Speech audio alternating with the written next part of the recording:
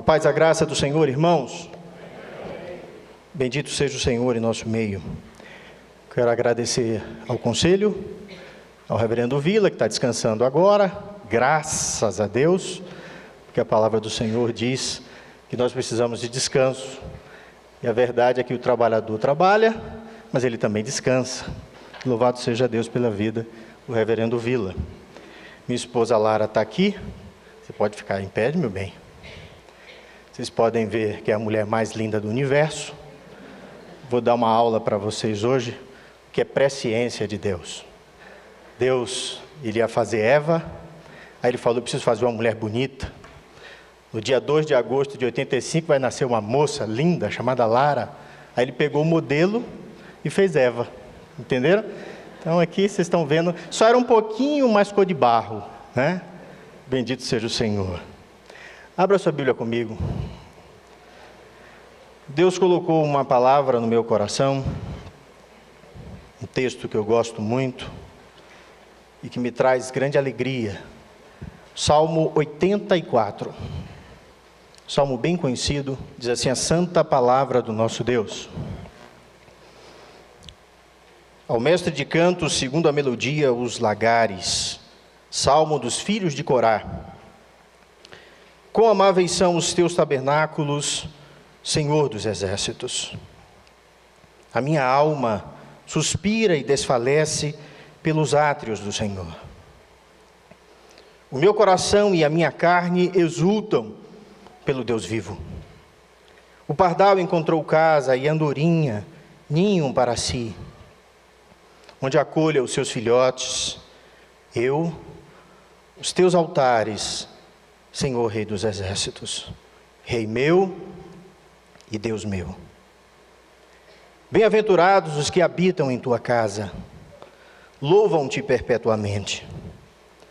Bem-aventurado o homem cuja força está em ti, em cujo coração se encontram os caminhos aplanados, o qual, passando pelo vale árido, faz dele um manancial, de bênçãos o cobre a primeira chuva, vão indo de força em força. Cada um deles aparece diante de Deus em Sião. Senhor, Deus dos exércitos, escuta-me a oração. Presta ouvidos, ó Deus de Jacó. Olha, ó Deus, escudo nosso, e contempla o rosto do teu ungido. Pois um dia nos teus átrios valem mais que 1000. Prefiro estar à porta da casa do meu Deus a permanecer nas tendas da perversidade. Porque o Senhor Deus é sol e escudo. O Senhor dá graça e glória, nenhum bem sonega aos que andam retamente. Ó Senhor dos exércitos, feliz o homem que em ti confia. Vamos orar mais uma vez? Pai do céu, em nome de Jesus, nós te pedimos que a tua graça bendita, o teu amor, o consolo e o discernimento do teu Espírito fale ao nosso coração. Senhor, se há algum dos teus filhos aqui que precisa, Senhor, beber do teu Espírito, beber da tua presença, Senhor, que o Senhor graciosamente use a tua palavra para nos encher de ti, ó Pai. Acalma os nossos corações, retira de nós a ansiedade e a tristeza e nos dá a grata alegria, Senhor, de olharmos para o Senhor e contemplarmos a tua face.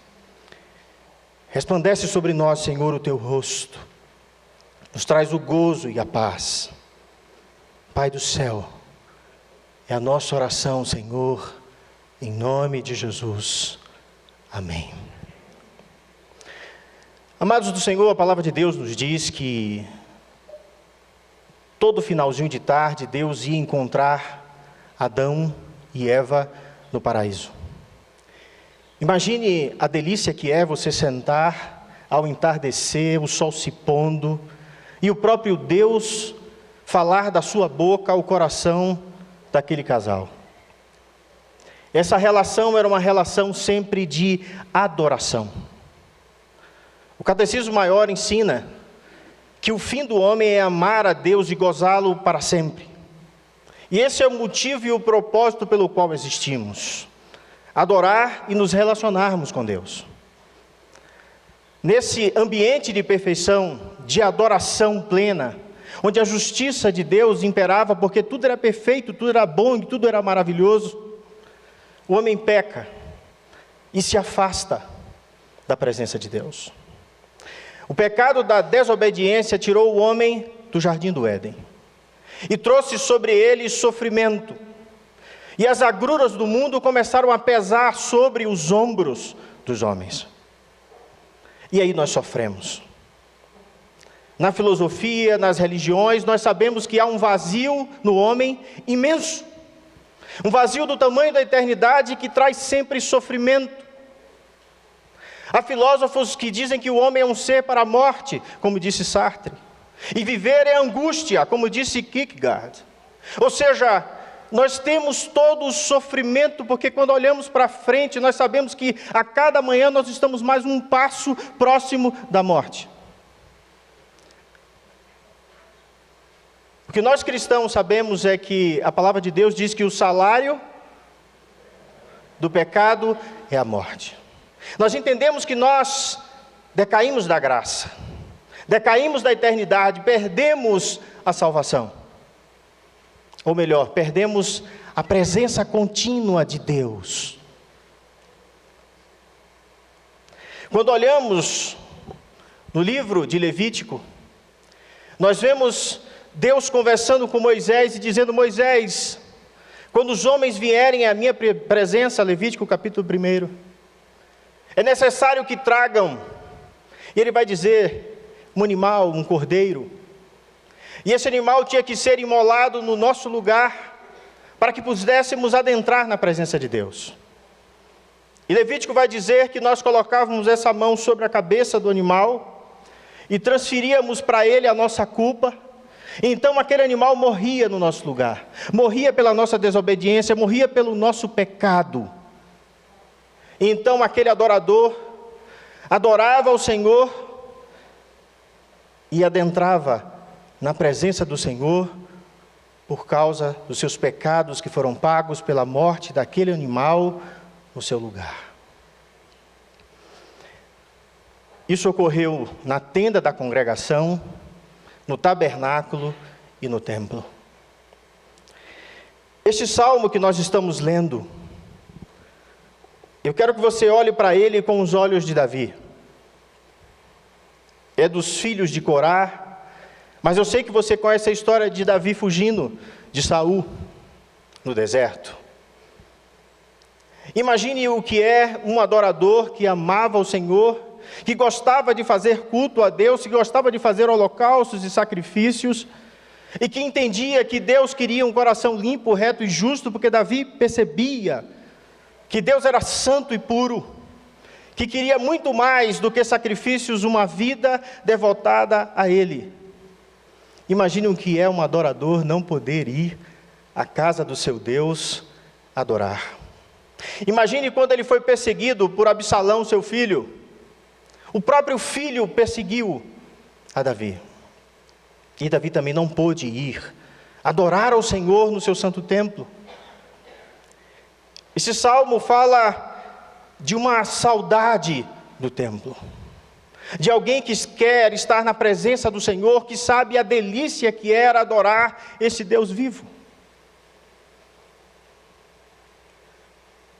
Nós temos uma verdade que para eles ainda não estava presente. João, quando viu o Senhor Jesus Cristo, ele disse: eis o Cordeiro de Deus que tira o pecado do mundo. Jesus, em sua morte, ele não somente perdoou todos os nossos pecados, todos aqueles que cometemos e que ainda vamos cometer até o momento da nossa morte, mas Jesus também nos trouxe de volta à presença de Deus. E o escritor de Hebreus, entendendo isso, ele vai dizer que nós devemos entrar ousadamente na presença do Senhor. Isso porque, irmãos, no Antigo Testamento, O sacerdote ele tinha que tomar pelo menos 11 banhos, são 11 repetições, são várias repetições de banhos. Ele tinha que se lavar, ele tinha que fazer um holocausto por si mesmo e depois fazer um holocausto por cada um daqueles adoradores que aparecia. Imagine o mar de sangue que estava naquele lugar para perdão de pecados. E Jesus é aquele que vai morrer de uma vez por todas, alcançando para nós essa presença de Deus na nossa vida. Eu quero que você olhe para esse texto sobre o seguinte tema: motivos pelos quais é bom viver na presença de Deus. Se o Senhor Jesus nos trouxe a presença de Deus, eu quero que você olhe para esse texto. Nós vamos falar sobre o tabernáculo, sobre a casa do Senhor, mas eu quero que você lembre que o apóstolo Pedro nos ensinou que nós somos pedras vivas. Eu quero que você lembre que o próprio Jesus disse, quando os discípulos disseram: olha que bela construção é o templo de Jerusalém. E Jesus disse que não ficaria pedra sobre pedra. Então Jesus em 3 dias reergueu um novo templo que somos nós. Nós somos o templo e a habitação do Deus vivo. Olhe para o texto comigo. Os versos de 1 a 3 nos mostra títulos para Deus. 3 títulos, 3 versículos, do 1 ao 3. Ele diz que Deus é o Senhor dos exércitos, o Deus vivo, meu rei, no finalzinho do 3, e o meu Deus. Olha o coração do adorador como se apresenta diante do Senhor. Ele sabia que quem ganhava todas as guerras para Israel era o Deus de Israel, era o Senhor dos exércitos.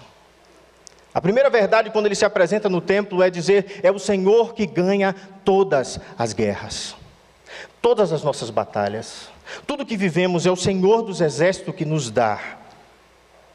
Ele é o Deus vivo. Sabe qual é a linguagem, irmãos?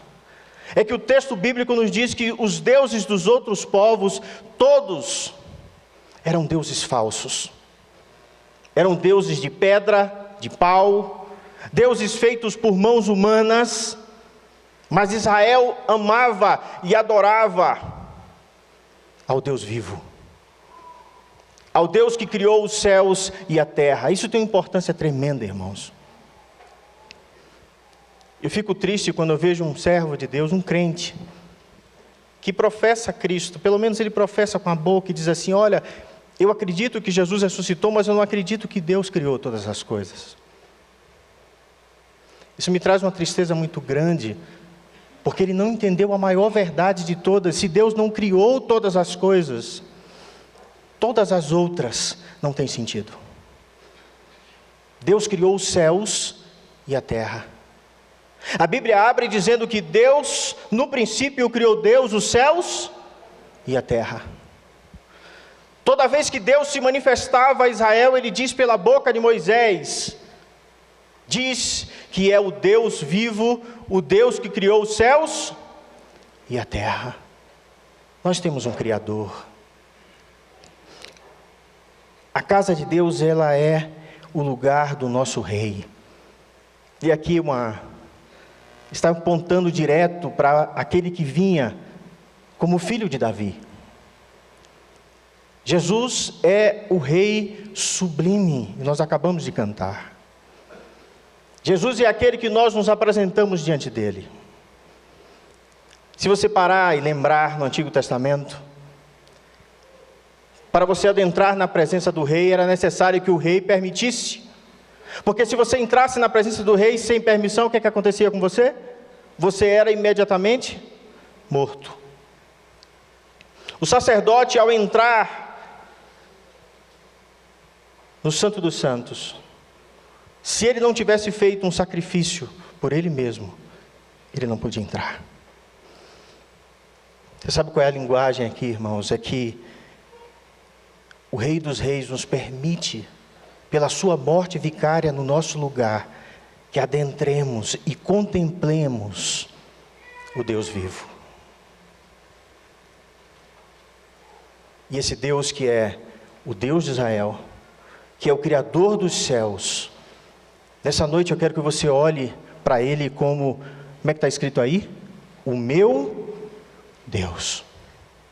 Você sabe qual é a grande beleza do cristianismo e do ensino de Cristo? É que o Senhor Jesus nos ensinou que Ele é um Deus pessoal, que é um Deus que se revela a cada um de nós. Se você está aqui e professa Jesus Cristo, um dia Jesus abriu os seus olhos pelo poder do Espírito Santo e fez entender que Ele é o Cristo. Isso nos torna uma relação direta com um Deus pessoal, com um Deus que fala diretamente conosco. E é por isso que Ele é amável. Quão amáveis são os teus tabernáculos. O lugar santíssimo, o lugar que ninguém podia entrar e que agora nós adentramos. Eu sei que vocês já estudaram o Santíssimo Lugar, era um lugar onde o sacerdote só entrava uma vez no ano. Imagine que agora nós adentramos de uma vez por todas. E agora nós estamos num lugar santo, na presença de Deus, e que a nossa adoração nesse lugar sobe ao Senhor como um incenso agradável e suave, e Deus ouve as nossas orações. Pense na beleza do lugar que era o templo em Israel, com madeiras adornadas, cobertas de ouro, um lugar de uma beleza singular, um lugar em que cada detalhe tinha um significado. E que hoje, quando nós adoramos o Senhor, nós olhamos não mais para aquele lugar que era símbolo, nós olhamos para a face, pela fé, do Deus vivo. Quando você ora em casa, quando você se ajoelha, você entende que você está absolutamente na presença de Deus. Eu sei que Deus é amor, irmãos, mas eu também sei que às vezes a nossa vida ela é tão dura, tão difícil. Nós encontramos às vezes tantos percalços, que quando nós nos curvamos, nós só vemos o pó do chão. Eu sei. Mas o que eu quero que você se lembre é que o seu Deus, Ele é absolutamente amor. Ele é tanto amor que a Bíblia nos diz que em João 3,16 diz o quê? Que Deus amou o mundo de tal maneira que nos deu para que todo aquele que nele crê, mas tenha a vida eterna. A beleza e o amor de Deus está em entregar o seu próprio Filho em nosso lugar. A beleza do amor de Deus é quando Adão e Eva pecaram e estavam destinados à morte eterna, Deus atenuar a pena e matar 2 animais, está lá em Gênesis 3, para que eles não vivessem eternamente longe dele. Morreram 2 inocentes, 2 animais inocentes, para que Adão e Eva continuassem com esperança de vida, com a esperança daquele que havia de nascer da mulher, Gênesis 3,15. Jesus é esse que veio, que nasceu, que morreu, que se entregou no seu e no meu lugar. É por isso que é uma beleza no lugar onde Deus habitava no Antigo Testamento, porque era absoluta misericórdia. Era o lugar onde morria o inocente no lugar do culpado. Era o lugar que apontava para Jesus na cruz, morrendo no meu e no seu lugar. Deus habitava naquele lugar, absolutamente como misericórdia. Imagine que o homem não tinha como apresentar-se diante de Deus. Quando Deus se apresenta no cume do monte diante de Moisés, a beleza de Deus e o poder de Deus é tão maravilhoso, que ele diz que ninguém podia adentrar naquele lugar, que todo aquele que ali entrasse imediatamente era fulminado. Então ele olha para Moisés e diz: Moisés, tira a sandália dos pés, porque este lugar é santo, porque este lugar é separado, porque este lugar é puro. Às vezes a gente pensa, por que ele mandou tirar a sandália dos pés? É porque as sandálias foram feitas por mãos humanas. E Deus não habita em nenhum lugar feito por mãos humanas. É por isso que ele mandou tirar a sandália dos pés. Aquele corpo não foi feito por mãos humanas. Segundo o Salmo 139, foi entretecido dentro do ventre da mãe, pelas mãos de Deus. Esse é o lugar onde nós somos habitados. Então, por misericórdia pura, Deus chama Moisés à sua presença, permite que Moisés suba ao monte. Com a morte de Jesus, hoje nós podemos fazer um culto desse jeito. Hoje nós não somos fulminados. A graça, o amor, a misericórdia de Deus é salvar pecadores. O culto a Deus, ele é exercido nesse momento para adorarmos a esse Senhor Deus, esse Deus maravilhoso, na beleza da sua santidade. Porque outrora éramos inimigos de Deus, afastados de Deus, e Ele nos trouxe para próximo dEle, nos trouxe a sua presença, nos fez habitar na sua presença. Veja o texto comigo, como é que eu devo amar a Deus? Verso 2: a minha alma suspira e desfalece pelos átrios do Senhor, o meu coração e a minha carne exultam pelo Deus vivo. Aqui o texto está dizendo que o Filho de Deus, entendendo que eu estou agora na presença de Deus, que eu habito na presença de Deus, que eu sou templo de Deus, e que Jesus morreu no meu lugar, muito mais do que para eles, que era o lugar onde Deus habitava, o lugar onde Deus desceu na sua presença, para habitar no meio do povo. E João vai dizer que Jesus é o tabernáculo, né? Jesus tabernaculou no meio do povo. Olha o texto: a minha alma suspira e desfalece. A parte espiritual do meu ser, a parte eterna do meu ser está empenhada nessa busca pelas coisas que são de Deus, no desejo de estar próximo e de conhecer a esse Deus. E essa alma, ela desfalece, porque finalmente ele encontrou o seu aconchego. Aqui é o quedar-se diante de Deus. Não há nada mais maravilhoso para aquele que viu e contemplou a presença do Senhor, do que ajoelhar-se e quedar-se aos pés do Senhor. Plena adoração. Aqui é o momento de descanso, de intenso regozijo e de alegria.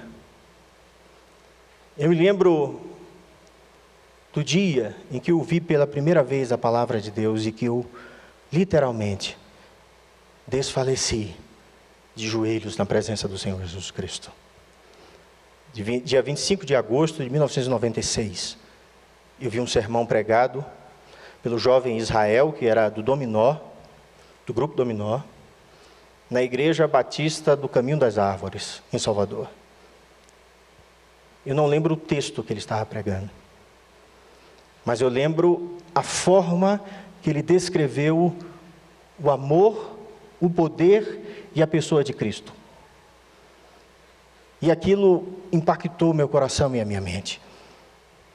E ali o meu corpo e a minha alma quedaram-se diante do Senhor. Queridos, eu nunca quis ser crente. Nunca. Não foi por opção, não foi por achar bonito, muito pelo contrário, eu achava um povo chato, careta, gente que não sabia viver, gente que era cheia de ressentimento.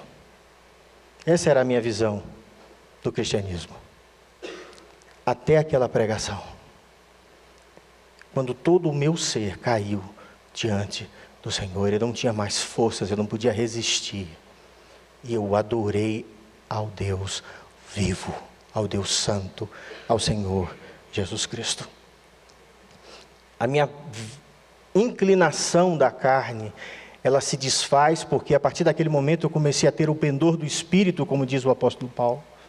E eu comecei a ver as coisas que estão ocultas ao mundo e que são reveladas a nós pelo poder do Espírito Santo.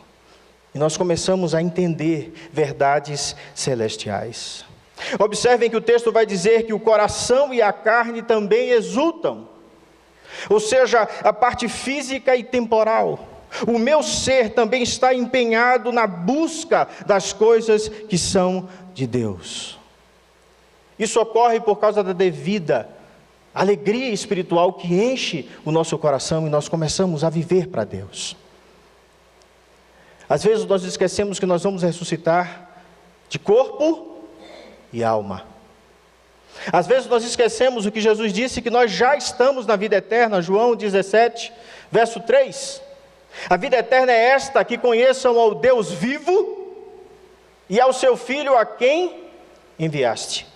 Jesus descreveu a vida eterna, já estamos na vida eterna, já vivemos a vida eterna. Às vezes vamos no enterro, olhamos para alguém e dizemos assim: essa pessoa não está mais aqui. Não, o espírito dela não está mais ali, o corpo está. E é aquele corpo que vai ser restaurado, absolutamente glorificado, unido ao Espírito. E nós habitaremos na presença de Deus por toda a eternidade. É por isso que o texto vai nos revelar que quando nós entendemos quem é o Deus de Israel, quando entramos na sua presença, o nosso corpo, a nossa alma, o nosso espírito se alegra. E a partir desse momento nós começamos a olhar para o mundo com outro tipo de visão. Olha o texto comigo. O pardal encontrou casa, a andorinha ninho para si, onde acolhe os seus filhotes, eu, os teus altares, Senhor dos exércitos. Irmãos, nós entendemos que passamos a habitar na presença de Deus, e na presença de Deus nós encontramos tudo que precisamos. E ele mostra isso olhando para os pardais que habitavam dentro do templo de Jerusalém. Aqui eu olho para o Senhor Jesus Cristo, nos ensinando a olhar os pássaros, nos ensinando a entender que Deus cuida deles, nos fazendo entender que eles não colhem, eles não fiam, mas Deus que está no céu zela pela vida deles. Quanto mais de vós, homens de pequena fé. Quando eu olho para esse texto, irmãos, eu consigo entender. O pardal encontrou a sua morada, um lugar de descanso, um lugar aprazível. A andorinha tinha um lugar onde podia criar os seus filhotes. Nós encontramos essa morada em Deus, irmãos. Nós encontramos uma casa, abrigo, amor e a forma correta de criar os nossos filhos. Aqui a ideia é que o salmista ele inveja os pardais e as andorinhas que estão todo o tempo na casa de Deus, e ele não podia estar. Ele tinha que viajar, às vezes dias, em lugares perigosos, como diz o Salmo 23. O vale da sombra da morte era um lugar onde as pessoas tinham que passar para chegar em Jerusalém. Os animais, os passarinhos estavam todo o tempo na presença do Senhor no seu templo. Nós temos uma vantagem, né, irmãos? Deus não habita mais naquele lugar, só nesse templo aqui de pedra. Ele habita em nós. Não precisamos mais invejar aqueles animaizinhos que estavam todo o tempo na presença de Deus, porque nós agora estamos todo o tempo na presença de Deus. Por isso que a casa de Deus é amável. Por isso que a casa de Deus é maravilhosa, e a casa de Deus somos nós. É essa relação que nós temos todos os dias, como servos de Cristo, vivemos um próximos do outro. Segundo lugar, a casa de Deus é o motivo da nossa bem-aventurança, da nossa alegria e de tudo que somos. O texto diz para nós, verso 4, bem-aventurados que habitam na sua casa, louvam-te por toda a eternidade. Felizes são aqueles que adentram a casa de Deus, felizes são aqueles que adentram o templo, felizes são aqueles que podem viver na presença de Deus. Aqui nós entendemos que nós temos um compromisso com esse Deus vivo, e já vivemos na presença desse Senhor Deus, e podemos nos colocar diante dele com o nosso coração rasgado, e dizer para ele tudo o que estamos sentindo, e dizer a ele tudo o que necessitamos. E nele nós encontramos pura alegria. Bem-aventurado aqueles que vão viver eternamente na sua casa. Verso 6. Verso 5. Bem-aventurado ou feliz o homem cuja força está em ti e cujo coração se encontram os caminhos aplanados. Observem que o homem só pode ter a força em Deus, o homem só pode ter o caminho aplanado se ele habita louvando a Deus perpetuamente. É uma linguagem. Quando nós somos salvos pelo Senhor Jesus Cristo, nós louvamos a esse Deus perpetuamente. E então nós encontramos e vivemos de força em força. A linguagem que nós temos aqui é que a força para viver está em Deus. A força de crer é a fé que Ele nos dá, não vem de nós. A força para obedecer a esse Deus, a viver em retidão, em verdade, em justiça. E também um outro tipo de força, que é a força para suportar o sofrimento, a acusação. Olha só o texto, diz que nós somos bem-aventurados, felizes, porque nós depositamos no Senhor a força do nosso braço. E quando nós estamos vivendo dessa forma e aplanamos os nossos caminhos pela santificação, no encontro com Deus, ou na preparação, imagine como o israelita se preparava para ir para a casa do Senhor. Às vezes ele só ia uma vez no ano. Nós vamos todo domingo. Isso nos prepara, isso aplana as nossas vidas, isso santifica as nossas vidas para momentos que nós passamos, como está no verso 6. Esse crente feliz e bem-aventurado, o qual, passando pelo vale árido, faz dele um manancial de bênçãos, e o cobre, e o manancial de bênçãos o cobre a primeira chuva. Habitar na presença do Senhor, adorá-lo na beleza da sua santidade, cantar a Ele louvores com a nossa alma e com todo o nosso ser, não impede que passemos por vales áridos. Às vezes, vemos sendo pregado na televisão, né? Que aquele que aplana os seus caminhos, que aquele que vive em retidão, que aquele que vive em santidade, nada alcança a sua tenda. Eu já vi várias vezes isso sendo pregado. Mas se assim o fosse, irmãos, como tantas coisas já chegaram ao Senhor Jesus Cristo, um homem absolutamente santo, puro, verdadeiro? Porque tantas dificuldades e percalços ocorreram na vida do apóstolo Paulo, que nós sabemos que viveu uma vida ilibada a ponto de dizer: olha, eu sou fariseu de fariseu, quanto à lei, irrepreensível, não há erro na minha vida. Externamente, Paulo vivia corretamente. Às vezes nós nos enganamos e pensamos assim: estou na casa do Senhor, nada vai me acontecer. O deserto, o lugar árido, ele é maravilhoso, porque é no deserto que somos confrontados com nós mesmos. É no sofrimento e no deserto que Jesus teve um tempo a sós com o Espírito. Aí você pergunta assim: mas Jesus e o Espírito são um todo o tempo, né? Mas a palavra de Deus nos diz que ao ser batizado por João, o Espírito tomou e o impeliu para o deserto para ser tentado. Ali que Jesus foi talhado e cada vez mais crescendo em estatura, em sabedoria, em graça e se preparando para a cruz. O deserto para mim e para você é a mesma coisa. É o lugar onde nós encontramos a adoração.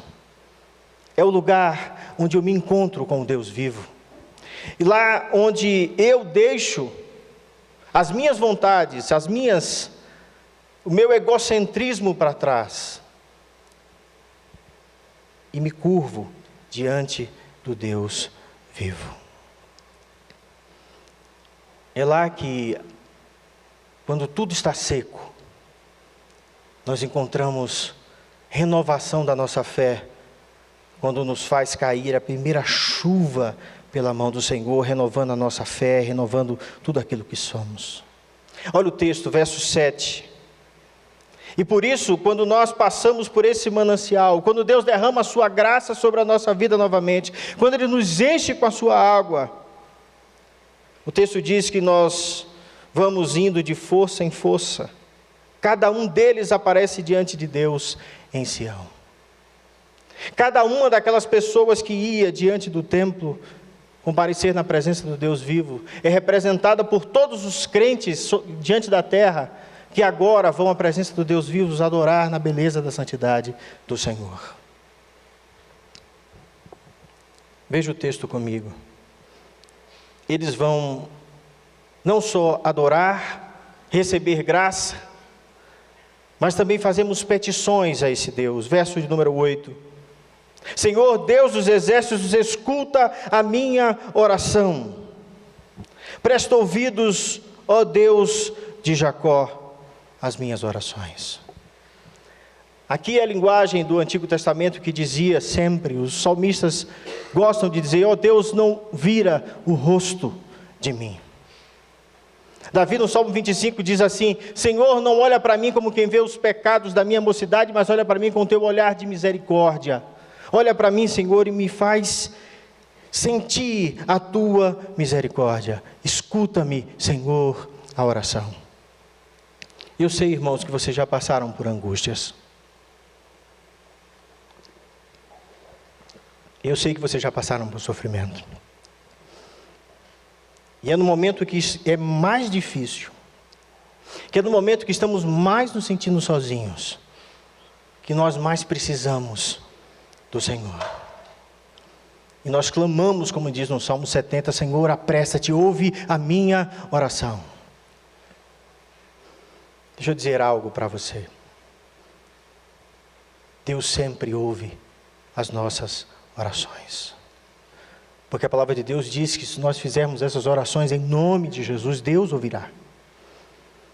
O que às vezes falta para nós é fé para entender que estamos passando por um momento de sofrimento, por um momento de deserto, por um momento de tristeza. E todos nós queremos pressa, ainda mais no mundo como o de hoje, em que facilmente você tem acesso às coisas que você necessita e quer. Pare e pense. Às vezes nós queremos que Deus haja conosco como se fosse um self-service, né? Eu vou lá, me sirvo diante de Deus e digo, olha Deus, em nome de Jesus. Mas às vezes parece que Deus não está ouvindo, não é? E é exatamente isso o sentimento, ele vai dizer, olha Deus, eu estou longe do teu templo, Deus escuta a minha oração, presta ouvidos. Ou seja, coloca o seu ouvido, Senhor, para ouvir o que eu estou dizendo, eu preciso do teu auxílio. A palavra do Senhor diz que Deus se inclina dos céus para ouvir a oração dos seus santos. A palavra de Deus diz que Deus ouviu a oração do povo de Israel no cativeiro babilônico e interviu com misericórdia. Nessa noite, se você estiver passando por isso, você está no lugar certo, você está na casa de Deus, você está na presença de Deus, porque você é templo de Deus. E esse é o momento de você colocar a sua oração e o seu coração no Senhor. Diga a Deus, Deus presta ouvido às minhas orações nessa noite. E ele diz, verso 9, olha, ó Deus, escudo nosso, e contempla o rosto do teu ungido. Ele pede, Deus, olha aqui no meu rosto. Contempla o rosto daquele que o Senhor separou, o ungido é separado. Tem uma linguagem de Cristo também, abandonado na cruz, mas tem uma linguagem para nós maravilhosa, dizendo, Deus, olha a minha face, olha a minha vida, olha o meu sofrimento. Se Deus é amável, se na presença deles nós encontramos tudo o que precisamos, eu posso orar e clamar a esse Deus hoje, como um separado de Deus, como um santo de Deus, como aquele que foi selado pelo Espírito Santo, e que está na presença de Deus, e Ele ouve as nossas orações. Ele tem tanto entendimento que a oração dele está chegando à presença de Deus, que ele vai dizer, pois vale um dia muito mais do que 1000 em qualquer outro lugar. Eu prefiro estar à porta da tua casa do que estar em qualquer outro lugar. Você sabe o que o texto está dizendo aqui, irmãos? Que ele preferia estar na entrada do templo. Ele não está dizendo lá dentro, nem no Santos dos Santos, nem participando da adoração. Ele está dizendo assim, olha, eu prefiro estar à porta, olhando para o que ocorre dentro da casa de Deus, que eu sei que é lugar de esperança, lugar de salvação, lugar onde eu posso ser remido, sarado e curado, do que estar em qualquer outro lugar. Agora, multiplique isso por viver e habitar na presença de Deus como nós vivemos hoje. Seja sincero no seu coração. Quando você vem à casa de Deus, a sua alma queima com esse desejo de falar com esse Deus, de orar, de se colocar diante dele e entender que ele morreu por você uma morte de cruz. E é por isso que você tem todas essas bem-aventuranças de se colocar diante de Deus no momento do vale árido, de se colocar diante de Deus em suas orações. Porque Ele contempla a sua face. Porque Ele olha para você individualmente.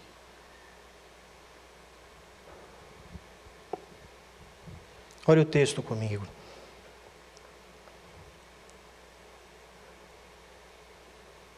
Verso 11, porque o Senhor Deus é sol e escudo. O Senhor dá graça e glória, e nenhum bem sonega aos que andam retamente. Deus é aquele que traz consolo. Deus é aquele que traz força para viver. Deus é aquele que não sonega a fé que nós tanto precisamos. A casa de Deus, irmãos, é o local próprio para nós habitarmos. Ele é aquele que nos dá a nossa provisão. Essa é a linguagem de Deus, é o sol que nos aquece. Ele é aquele que cuida de todas as coisas na nossa vida. Ele é iluminação, Ele é escudo, Ele é nossa proteção. Ele é aquele que dá sempre na medida correta, Ele nunca retém, Ele nunca deixa de nos dar o que é devido e aquilo que precisamos. E às vezes o que nós precisamos, irmãos, é de deserto. Às vezes o que nós precisamos é de um pouquinho de sofrimento, para nos lembrarmos que nós temos tudo em Deus. Temos vivido um tempo, irmãos, egocêntrico, um tempo de selfie, um tempo de nós mesmos, um tempo em que Deus tem que satisfazer todas as minhas vontades. E olha que eu sou capaz de dizer a Deus, olha Deus, eu ando retamente, e a tua Bíblia diz que o Senhor nada me sonega. Na realidade, irmãos, é que a Bíblia diz que por mais que nós nos esforcemos, por mais que fôssemos justos, tudo aquilo que nós fazemos, segundo a Escritura, não passa de trapos de imundícia. Você sabe o que é trapo de imundícia? Era o pano que as mulheres usavam na menstruação, que era jogado fora do arraial e era visto como encharcado de pecado. Ou seja, ainda que eu viva uma vida absolutamente justa, eu nunca vou chegar ao ponto de ser justo como Jesus. Eu nunca vou conseguir habitar a presença de Deus. Mas uma verdade é, se eu creio em Cristo, fui restaurado, lavado, remido, e eu tenho vivido uma vida justa, ainda que por um tempo eu passe pelo vale árido, Deus há de derramar chuva. Ele não vai sonegar o bem, o amor e a graça dele. Talvez Ele me dê aquilo que é mais precioso na vida do crente: a paz que excede todo o entendimento. E Jesus disse que a paz dele não é como o mundo dá. A minha paz eu vos dou. Não é a paz do dinheiro, não é a paz de um apartamento, não é a paz de ter um carro, não é a paz nenhuma que há no mundo, mas é a paz que excede todo o entendimento. Ainda que eu não tenha carro, ainda que eu não tenha trabalho, ainda que eu não tenha saúde, o Senhor é meu pastor, de nada terei falta. Essa é a melhor tradução. Não é nada me faltará, porque pode faltar amor, saúde, pode faltar muita coisa. Mas tudo isso é suprido em Deus. Então, quando o adorador ia na casa do Senhor, ele lembrava de todas essas coisas, e nós temos que lembrar de tudo isso. E que Ele me deu paz para suportar e força para passar pelo sofrimento. Se olharmos para trás, irmãos, nós vivemos uma vida tão boa. Só professar o nome de Jesus no passado, você perdia sua casa, sua família, seus bens e, quiçá, a cabeça. Hoje nós reclamamos muitas vezes de barriga cheia. E é por isso que nós precisamos confiar em Deus. Quando você vier a essa casa, lembre-se que todos nós somos templos, somos pedras, que erguemos essa casa diante de Deus em adoração, e cantamos, e louvamos, e bendizemos esse Deus. Lembre-se de algo, verso 12, o Senhor dos exércitos, ó Senhor dos exércitos, feliz o homem que em ti confia. Se você está desconfiado, se você passou por alguma dificuldade nesse tempo, se você pensou assim, olha, Deus esqueceu de mim, Deus não está se lembrando de mim, eu quero te dizer nessa noite, que Jesus, ao subir ao Pai, Ele disse que iria para o Pai, e que nos daria o outro Consolador, e que estaria conosco até a consumação dos séculos. Você sabe qual é a grande beleza desse texto? É que essa adoração que estava ocorrendo ali no Antigo Testamento, e que ocorreu durante todos esses 2000 anos, é uma adoração que vai ocorrer por toda a eternidade. É por isso que o texto diz que nós louvaremos a Deus perpetuamente. Bem-aventurado aquele que louva a Deus perpetuamente. E você precisa confiar em Deus. Ter certeza que as misericórdias do Senhor a cada manhã se renovam sobre nós. E você precisa confiar nele. E lembrar que nós precisamos trazer à memória aquilo que pode nos dar esperança. Confiança e esperança são palavras que estão íntimas. Porque se eu não confio em Deus, eu não tenho esperança. Mas se eu deposito em Deus a minha confiança, se eu venho à casa do Senhor com o coração cheio de desejo de adorar a esse Deus com minha alma, com meu corpo, com todo o meu ser, e eu confio que Ele é aquele que intercede, Ele é o Senhor dos exércitos, Ele é aquele que conquista todas as coisas da minha vida.